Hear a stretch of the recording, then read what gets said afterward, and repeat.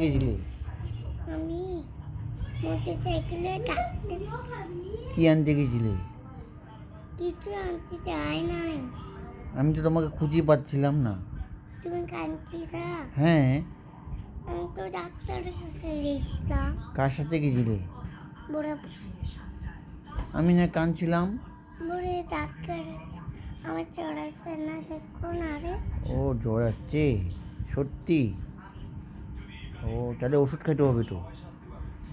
হ্যাঁ, ফাইম কোথায়? ফাইন নিচে। কি করতেছে? এই যে বড় মুখ আসছে না, হ্যাঁ দাঁড়িয়ে আসছে না, হ্যাঁ। ওইটাও আসছে। ও দাদু ভাই,